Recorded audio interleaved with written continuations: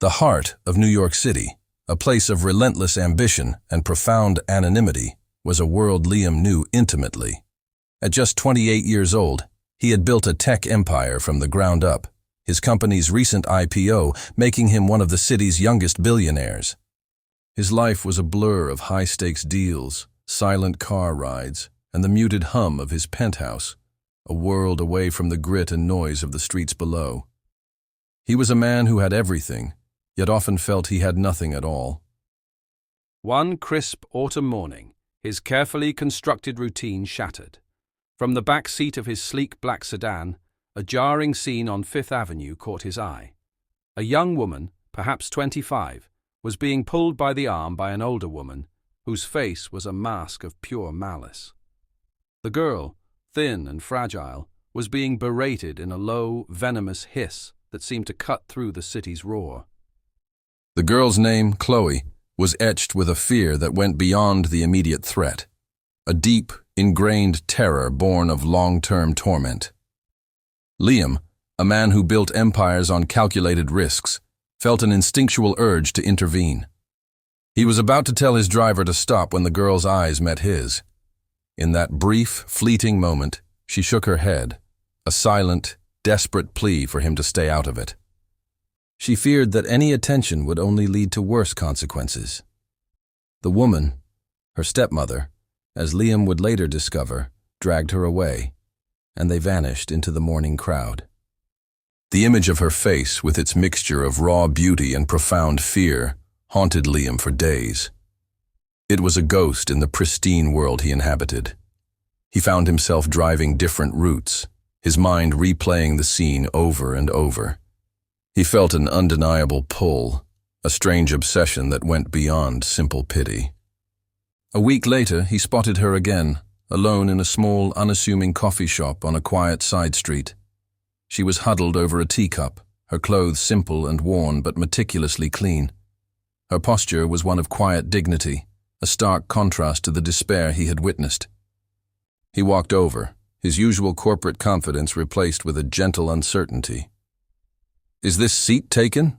he asked, his voice softer than he intended. Chloe looked up, her beautiful eyes widening with surprise. She recognized him. A moment of hesitation passed before she simply shook her head. "My name's Liam," he said, sitting down. "I saw what happened last week. I couldn't stop thinking about it. Are you all right?"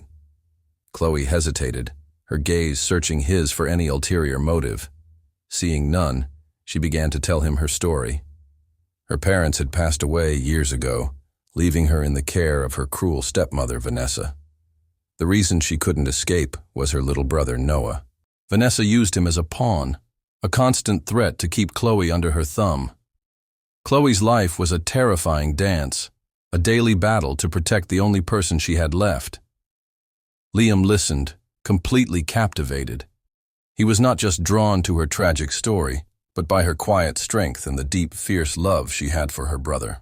In that moment, a feeling he hadn't known before settled over him, a profound desire to protect her.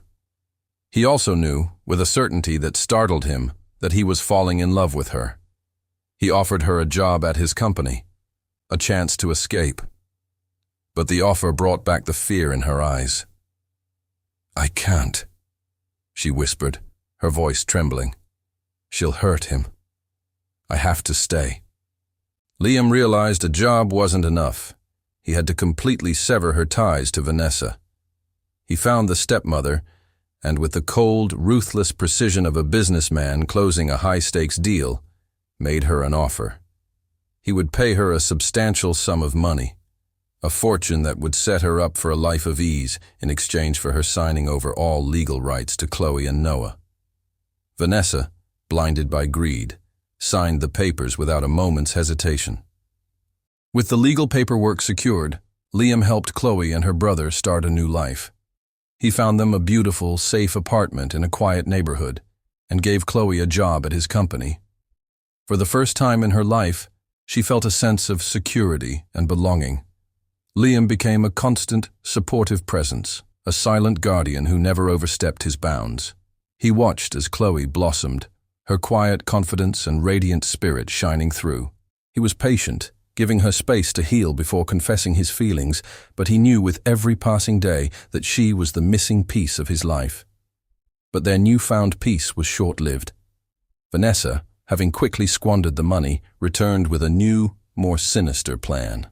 She and an accomplice snatched Noah from a park, leaving a note demanding a much larger sum. The shock was too much for Chloe. She collapsed and was rushed to the hospital. Liam's fury was a cold, sharp blade. He refused to give in to the blackmail. He knew that giving Vanessa more money would only prolong the nightmare. He put his legal team and private investigators on the case, determined to bring her to justice once and for all. He sat by Chloe's hospital bed, holding her hand, and promised, "Don't you worry. I'll get him back. I'll make sure she can never hurt you again." After a relentless pursuit that spanned weeks, Vanessa and her accomplice were found and arrested. Liam's team ensured they would face the full force of the law for kidnapping and extortion. He returned to the hospital with a surprise: Noah, safe and sound in his arms. As Chloe hugged her brother, tears of pure relief streaming down her face, Liam knelt beside her bed. "Chloe," he said, his voice thick with emotion, "you don't ever have to be afraid again.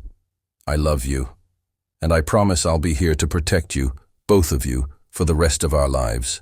Will you marry me, Bill?"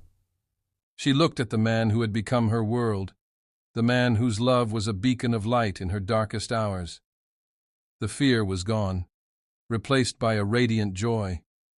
Through her tears, she whispered, "Yes." She had found not just a new life, but a family in the heart of the city that had once felt so cruel. If this story touched your heart, don't forget to subscribe. Here at Whispers of the Heart, we share true love, second chances, and unforgettable moments, one story at a time. Leave us a comment, let us know what you felt, and don't forget to share this with someone who still believes in love, because sometimes a simple story is all it takes to remind us that the heart still whispers, no matter our age.